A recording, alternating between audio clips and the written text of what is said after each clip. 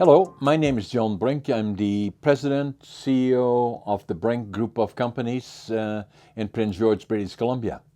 And this is a solo podcast by myself on the podcasting of On the Brink, and in particular as it relates to BC forest industry and transition. I'm doing the solo podcast to kind of highlight some of the points that I believe are important to add to the discussions I've had with other experts. And I urge the people to look at the On the Brink podcasting, in particular to the BC forest industry and transition segments, which will continue and have in the last 6 months. So obviously, we are in June of 2023, latter part of June of 2023, and looking back in particular in the last couple of years, or maybe even further than that, is that it has been very much in forest industry in transition throughout the province of British Columbia, the coast, as well as the interior.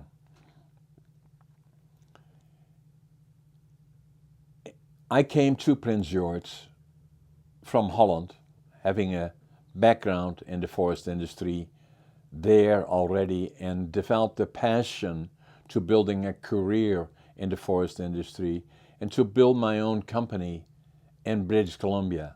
I arrived here in July 1965 with virtually nothing, just to start from the bottom and try to build a future. When I arrived in Vancouver, I was told very quickly, although I didn't speak the language, didn't know a soul, didn't have a job, by a fellow in the immigration department, that my ambition of building a mill, the best opportunities for that were in Prince George. July 1965. It was an industry in transition. Even then, in Prince George, in the regions, were a boom town in a boom area. It transitioned from the 50s, where there were around the Prince George area as many as 600 sawmills, in the bush, where the little mills would go to the forest, got a small area where they could cut and then send the raw lumber into town to be then planed and developed and sold into the market, mainly the US. It was forest policy that changed in 65, just before that actually, where the government, which owns, and that means the citizens of Prince George, under the management of the incumbent government, control the forest industry. 95% of the forest in British Columbia, maybe even a little bit more than that, are owned by the province of British Columbia, which means the people.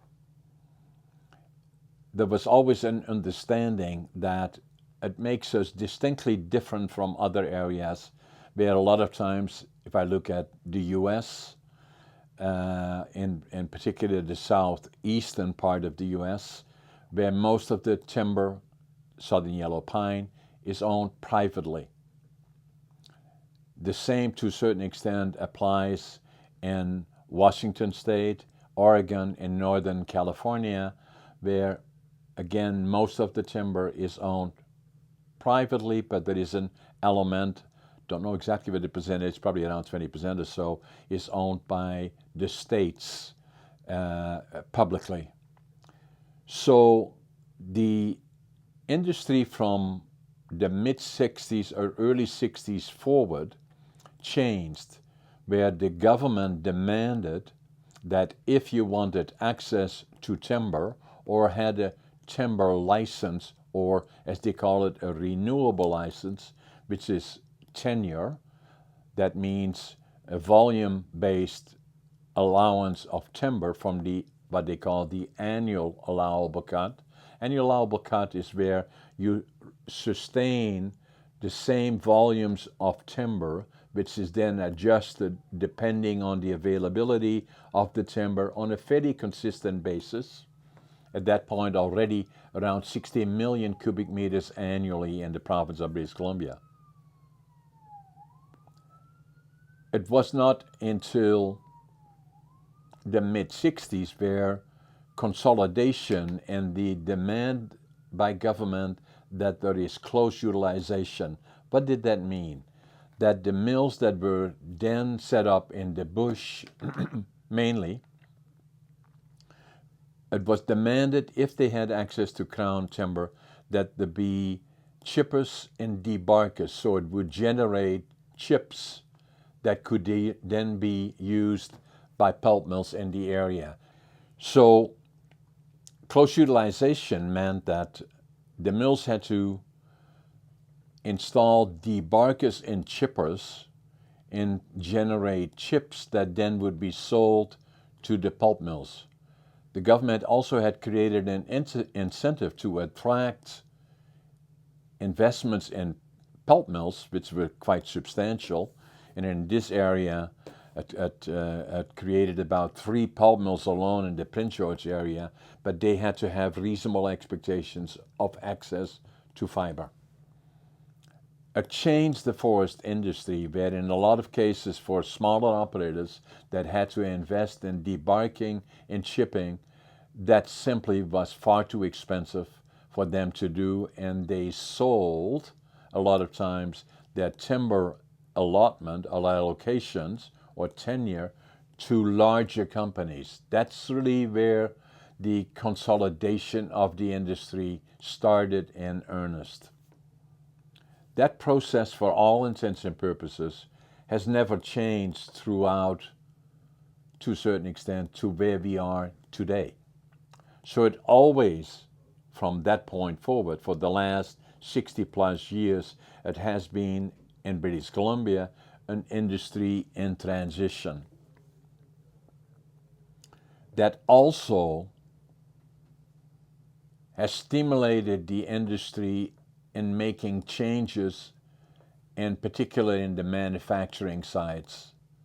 The mills have become bigger over time, more consolidated into fewer owners or tenure holders, which means that people that had the tenure, and gradually the policy of tenure, which is basically a privilege of being able to allow to harvest timber from the crown, but with that was a social obligation, or the concept of appurtenancy, that if you had access to timber, then there was an obligation, a social obligation, to create jobs in the regions and communities that from which the timber was harvested.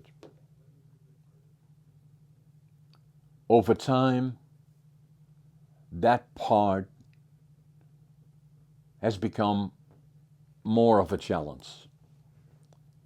At the same time, government has a stumpage system where they charge, on the basis of a number of different complicated formulas, stumpage or pay stumpage fees, which is really a taxation on timber. That also has been, over time, challenging because of, again, the formula and the lumber market in particular, for the dimension that lumber that is manufactured mainly in the interior of BC and partially as well on the coast, tends to be a very volatile market a lot of times, where prices are up and down, very much directly relating to the economy and the building of houses. Over time, for me and for Brink Forest Products, I started a company here in Prince George called Brink Forest Products in 1975 that was not based on timber, but rather saw an opportunity in further manufacturing, or as we say, in value-added manufacturing, of lumber in particular. I'm not talking about residuals, sawdust, or chips, although that is also considered to be further manufacture or value added. But for the purposes of my discussion is how do we add more value to the lumber that we manufacture. It has gone through probably in my period alone of being in business, nearly 50 years, 8 or 10 different downturns. The one that is most challenging was the one that happened from about 2007 to about 2010 because of a number of factors, but directly related to interest rates, difficulty in the marketplace, and a number of other factors, which created a period of which I consider to be not just a recession, but edging on a depression for about 4 or 5 years. A lot of companies didn't survive. Other ones consolidated. That included primary manufacturers, the main manufacturers, secondary manufacturers, and other mills. I always thought that that period likely was the most difficult one. I was wrong. The most difficult one really started again in early 2000 when the pine beetle pandemic started to take place in the interior of the province. It started in Tweedsmuir Park in and around the Burns Lake area and traveled rapidly through the interior of the province. Where likely, approximately, at least 30% of the annual allowable cut or the fiber in the interior of the province was lodgepole pine. It virtually destroyed most of that. And it was harvested, and the annual allowable cut was increased to make sure that the economic value of the timber was harvested before it became no longer valuable. Now, to put things into perspective, and it then gets you a feel and an understanding of the forest industry, how it evolved. When I came here in the mid-60s, 1965 actually, July 1965, I was born in Holland. My grandfather was a master carpenter. My dad worked in the forest industry, managed a small secondary manufacturing company, working for the largest importer of lumber in Western Europe, a company called William Pond, who had 35 subsidiaries that distributed lumber mainly in Holland for the building trade. I grew up in that kind of an environment and developed a passion for the lumber industry, but also respect. Like, I was not overly successful in my academic career, if you wish. Failed grade 3, failed grade 7 3 times, and got a job when I was 14, becoming a furniture maker. That served me very well going forward. But already at a very early and young age, I started to respect the value of lumber and working on products going up the value chain, and all the things that we can do with lumber in this amazing material that is so precious. If I would walk through the operations of my dad, or anybody else for that matter, I would not dare to step on a piece of lumber.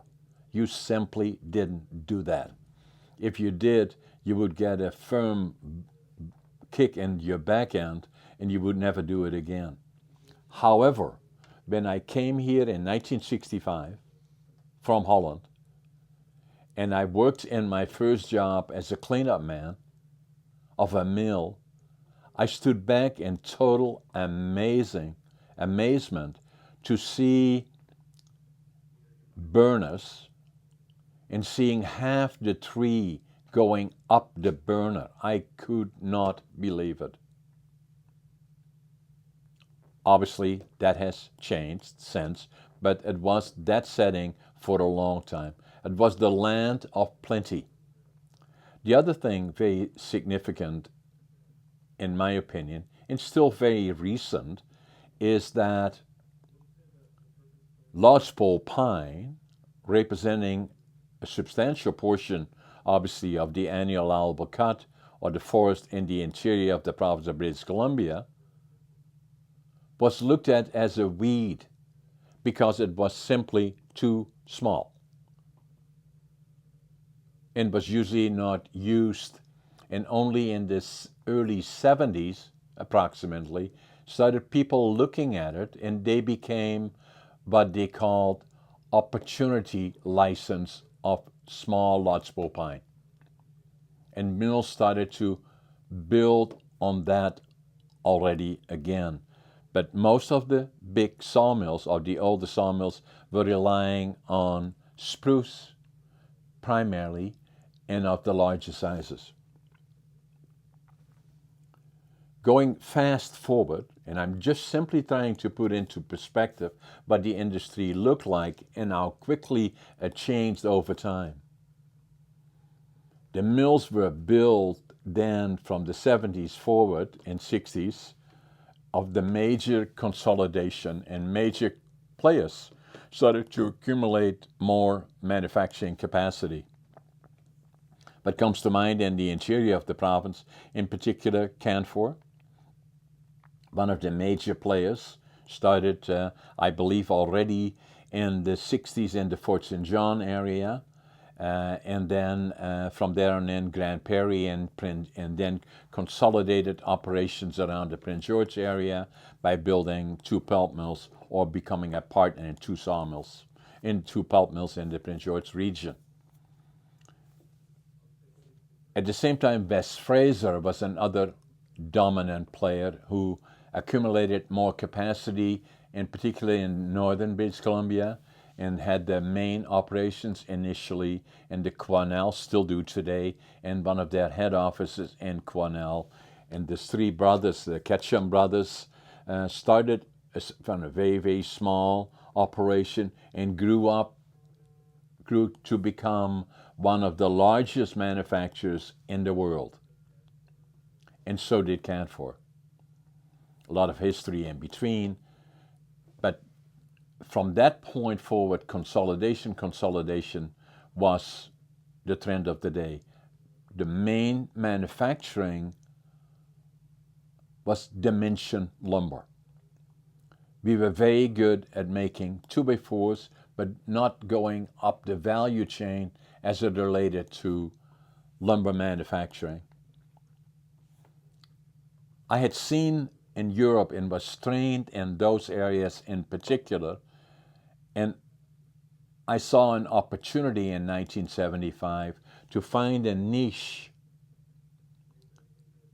not using timber as an input, but lumber, and developed the plant here in Prince George, later added another plant, or acquired another plant in Vanderhoof, and another one in Houston, BC. I've always seen great potential in further manufacturing because the species we have here have great potential for further manufacturing. So it always became obvious that there were huge opportunities in value-added manufacturing.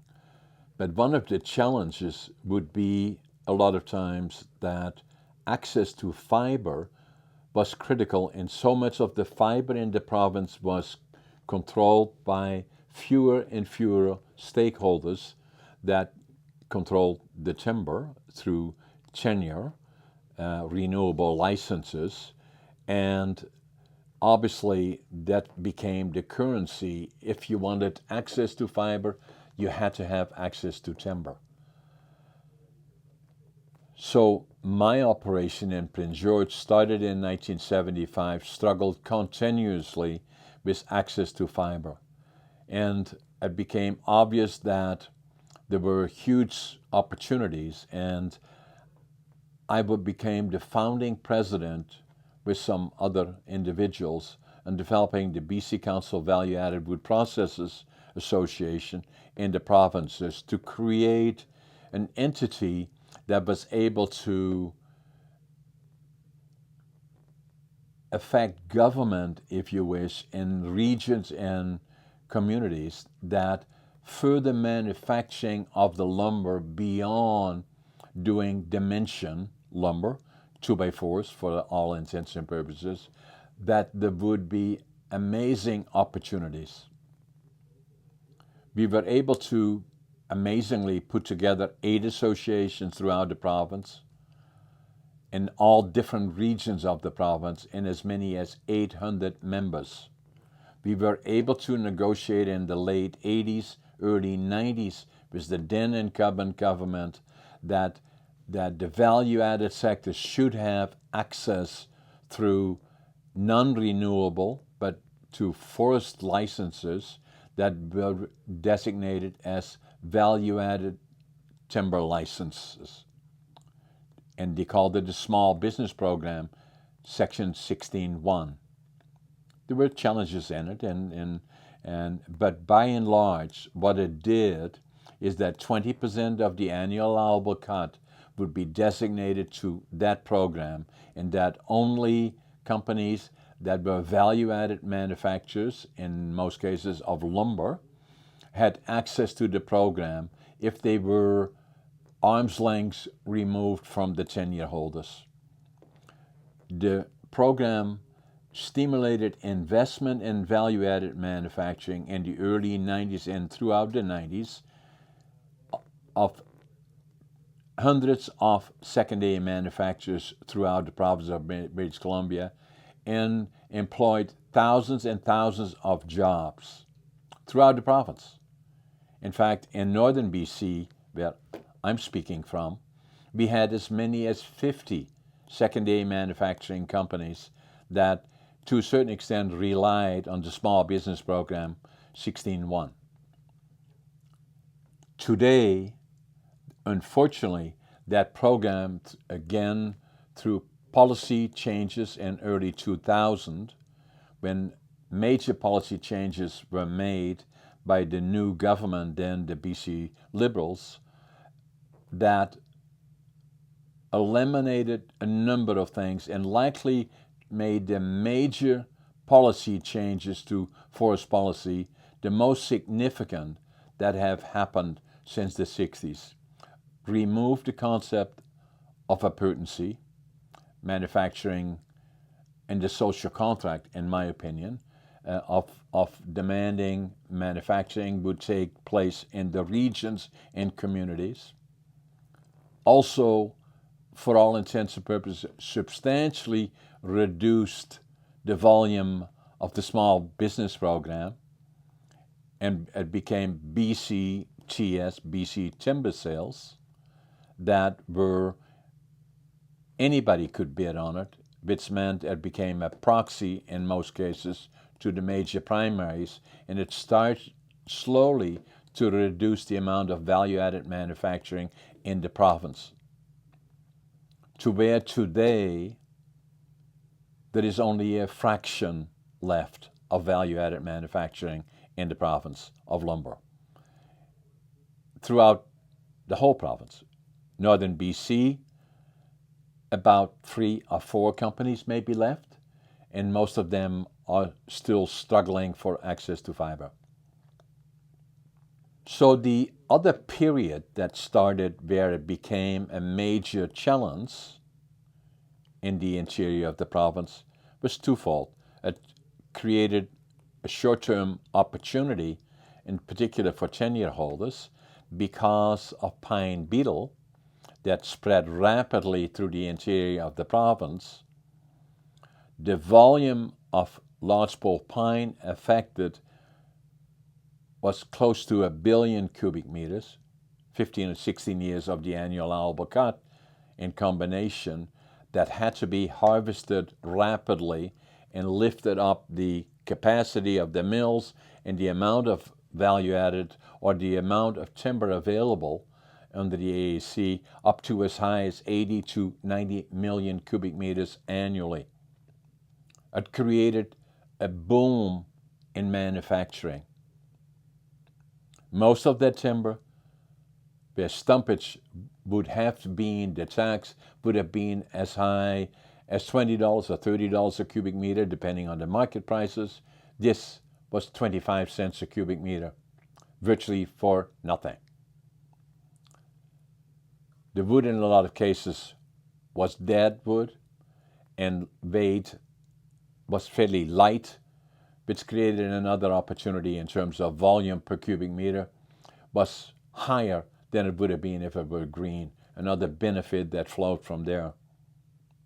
And another area that should be added to this as well is that the forest fires, and again, we're looking at now at a delicate period throughout Canada, but also BC, where there are a lot of forest fires, but 2018, 2019 in particular were devastating to a lot of the forest areas and communities, and created another major change of availability of fiber to the industry. So between the pine beetle harvested or had to harvest it, using it, to prevent it from not being longer economically viable, and the forest fires, the annual allowable cut, and then some other policy changes, that old growth is one of them, and other things, reduced the annual allowable cut from, which was just common sense to follow, from 60 million cubic meters annually, or from a high as 80 as 90, to somewhat south of 40 million cubic meters annually. 40 sawmills shut down because of not enough supply. And then subsequently, for every 5 sawmills, I say as a number, 1 pulp mill is affected and shut down, and about 6 or 7 of them have throughout the province, and there may be more to go. Probably some more sawmills that is still, in particular on the west side of the Prince George region, there is still too much capacity, not enough fiber going forward, and that will affect some of these mills as well as the ones further south in the Okanagan and the Kootenays. Add to that the effect of the pine beetle, the fires, some policy changes, is that it became an industry in distress, and some of the major players, the big 5 in particular, Canfor, West Fraser, Talco, Interfor, some others, decided obviously that the cost of fiber had become very, very high between stumpage, regulations, and the cost of fiber, where we had been collectively as an industry globally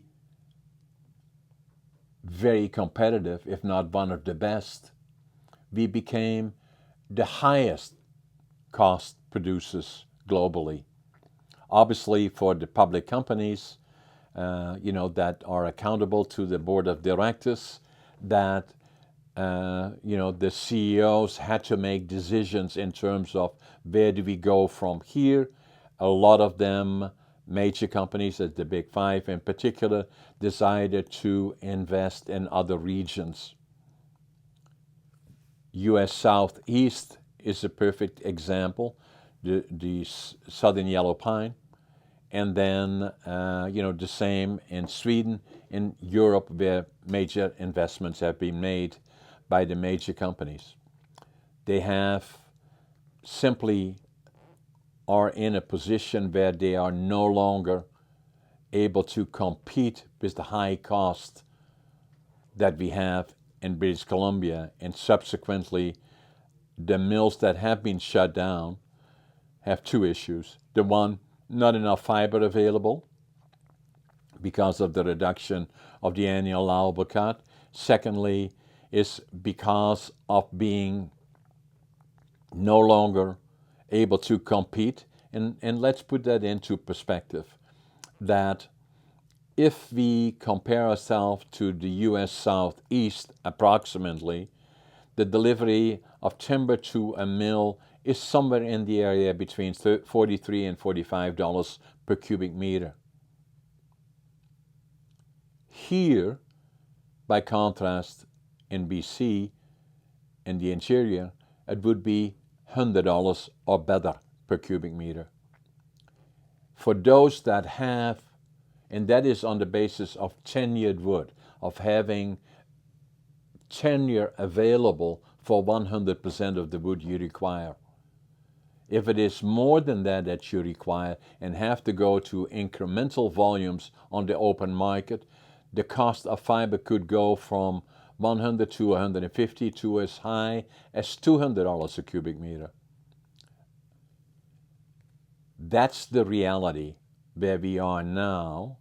Add to that, looking back 2 years ago, that COVID-19 changed a lot of things, not only the obvious, but it changed the global supply chain, not only for the period, but continues to affect that even today. It changed availability of workers, and how it changed is the whole culture, if you wish, of workers working in industries and deciding, and I'm not saying that is wrong or whatever, but it is a reality that a lot of people changed their routines, or availability of workers was extremely critical and very, very difficult. Add to that, the other factor is that today, lumber prices, and if I look at just where we are now, where the prices a year and a half ago, for 2x4 dimension would be as high as close to $1,400, $1,500 per thousand board feet. They are now closer to about $350 to $400 per thousand board feet, which means that most forest companies, primary producers, are simply not able to be profitable in today's market. They simply can't, and they are well below or under water. It also has meant another factor, is that the government, the BC government under the NDP government under then the Premier John Organ, announced the intentions paper, the intent to change the forest industry in the province of British Columbia in June of 2021. It had three major elements: more involvement of First Nations in lumber manufacturing, resulting directly from the United Nations issues relating to the Indigenous people, and BC accepting that. The other one was other legal cases that have dealt with the issues of surrender of properties, and obviously, it would result in more fiber or timber being directly controlled by First Nations throughout the province. And also sharing of revenue in terms of stumpage. I support that. And most people do, including the primary sector. The other part was in terms of old growth designation, which had become politically a big issue of the concept of logging old growth timber and then questioning, is that the best use of that fiber, or should we maintain that for other values, whatever that may be, but not cutting it into, hypothetically speaking, 2x4s. I support that. Now, nearly 11 million hectares in the province of British Columbia is already reserved for old growth and other values. This volume, 2.7 million hectares, is the additional volume. But it went further than, in my opinion, it should have gone. I support that, and I support having large trees to preserve them for other values. That it went so far to say that it is not only the physical size of timber, but also how old the timber is.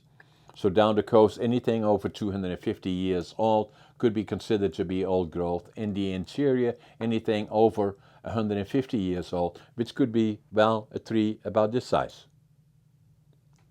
I believe that went too far, and that created major pressure on people that were making plans for harvesting areas and regions and getting permits that kind of stalled the process and the projects going forward, putting more pressure on investing in the primary sector and being able to plan and go forward.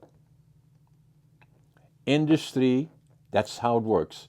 Industry will accept changes of the rules, of forest policy in this case, but they need to know what it is, and they need to have stability going forward. If it is uncertainty, which is a critical element of investing millions, if not billions of dollars, then that then deters large companies to invest. That's where we are today. Add to that even further, as I said earlier, that lumber prices are virtually at an all-time low and still struggling now in the middle of the year, still in that area where most operators are below their cost or their marketing cost or their cost of manufacturing. So that then all being said, let me add the other element of the intentions paper.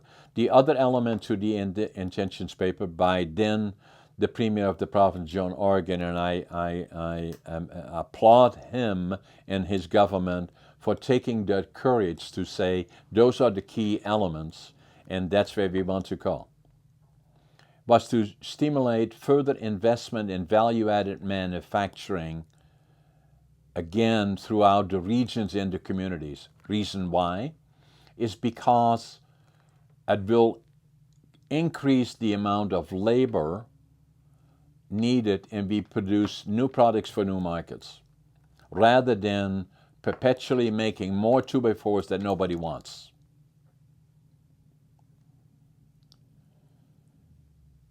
Unfortunately, although it started well for reasons that I've already belabored, and I was very involved in it, in the negotiations, that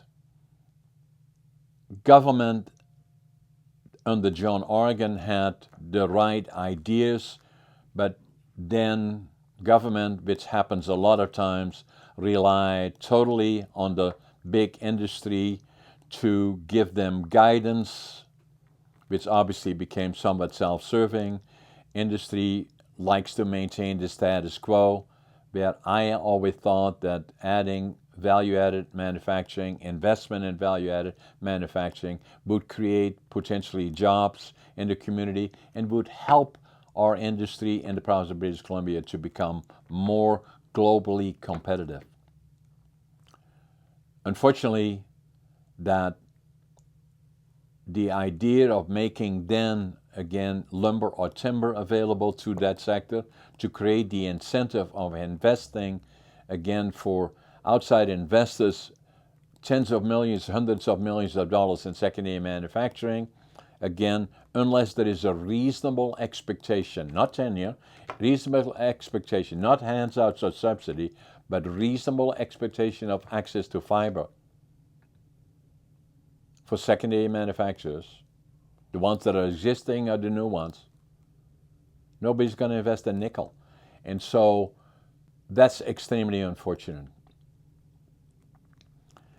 So then looking back, that will the market change? The market is all forgiving. If tomorrow we go back from dimension lumber being at $350 to $1,500, then everybody's happy because we're making lots of money. But that's likely not going to happen. And it would again create that cycle of from ups and downs and continue to be that way, which means lack of stability. Add to that government policy, which is unpredictable. And again, what we have in BC, and I say it respectfully, I'm apolitical. I've supported slightly to the left, I've supported slightly to the right. Where we are today in British Columbia, and we have been there for a long, long time, is that most of our forest policies are based on practices that happened 20, 30, 40, 50 years ago.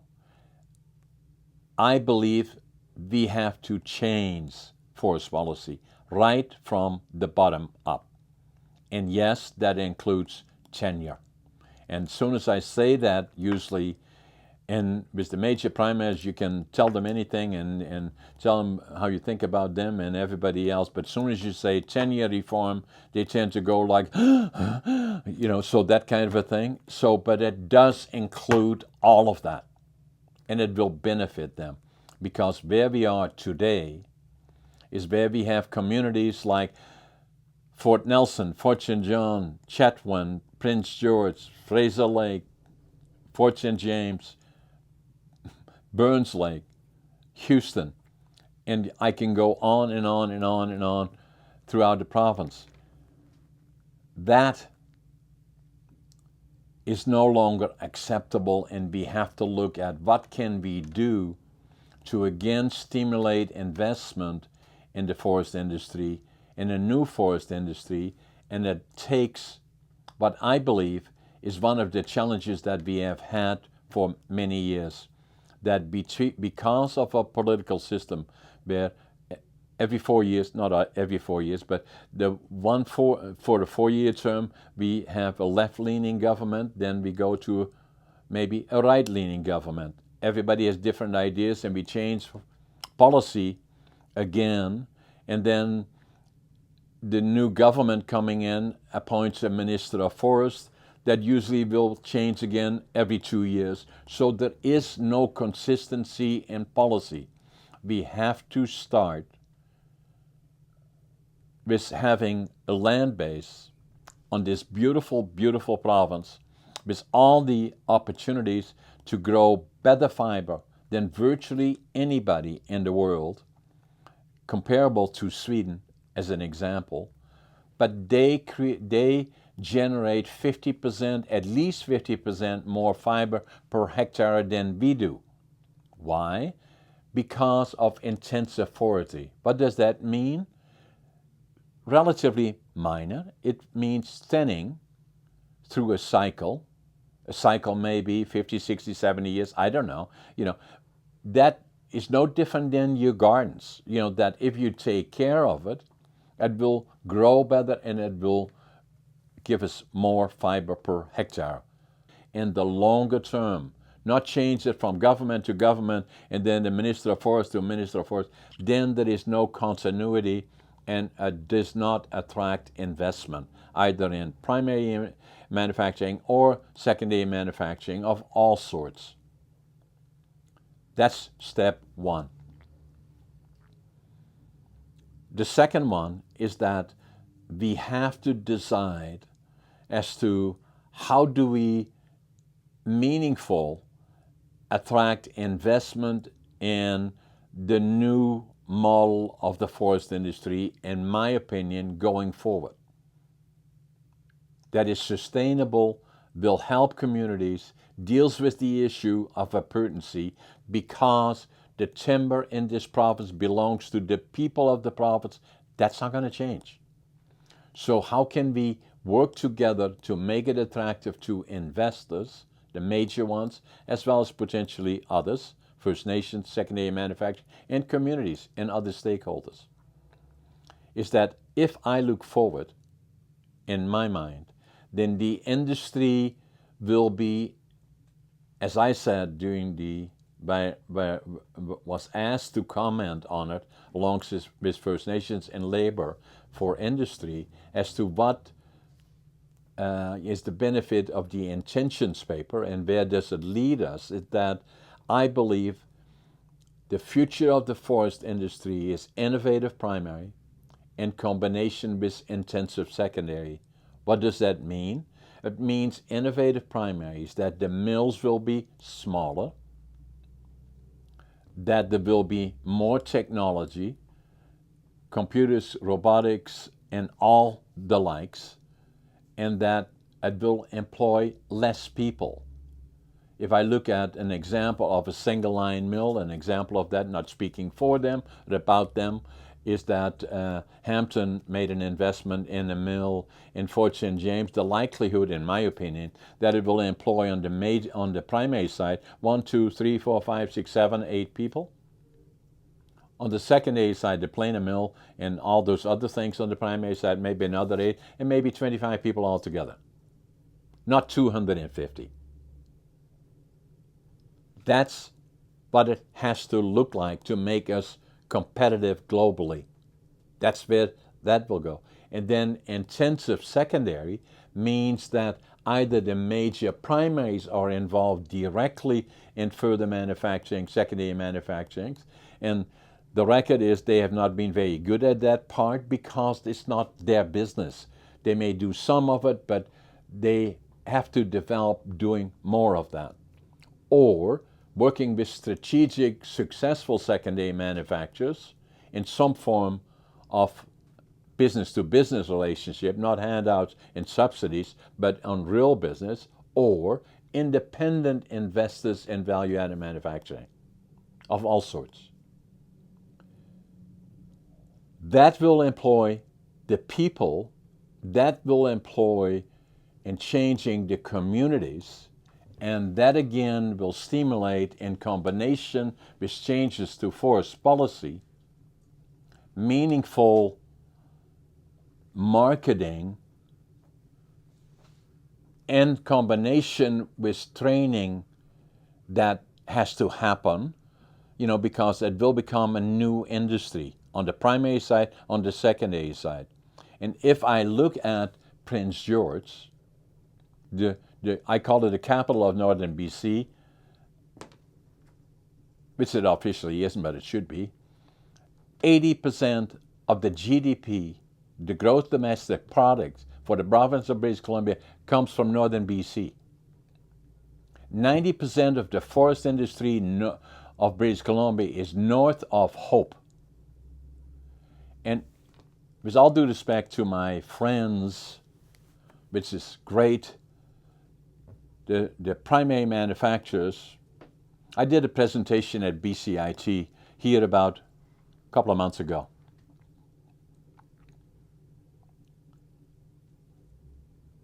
They said to me, go to this building. I stood in the middle of BCIT. There is 40,000 students, and there is buildings all over the place. Well, recently what happened is that I applaud them for that. Can't for West-Fraser, Interfor, I think, something like that, donated $2.5 million to them for building another $250 million infrastructure, adding to BCIT. I think that's great. I've been involved in the Prince George area, especially in further manufacturing, secondary manufacturing. I was the longest serving board member of Kofi and a vice chair. I just recently resigned. But working on building a center of excellence here in the Prince George region. I was involved in creating the John A. Brink Trades and Technology Center 30 years ago.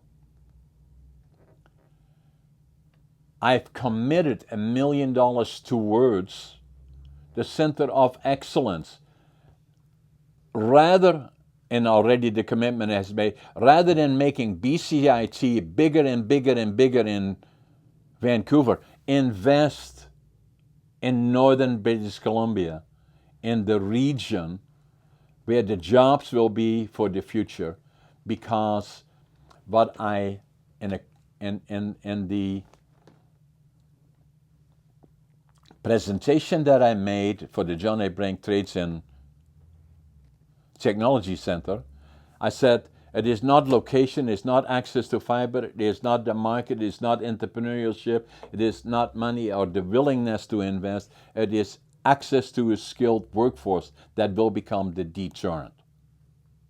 Now, obviously, also changes to forest policy. In addition to that, that's where the future lies. And on regards to the BC forest industry and transition, that the industry of the future is that innovative primary, as I explained, in combination with intensive secondary, where up to 50% of the lumber manufactured by the sawmill industry would go up the value chain, 25% of the lower grades and 25% of the higher grades. That will double the employment, even considering less employment on the primary side.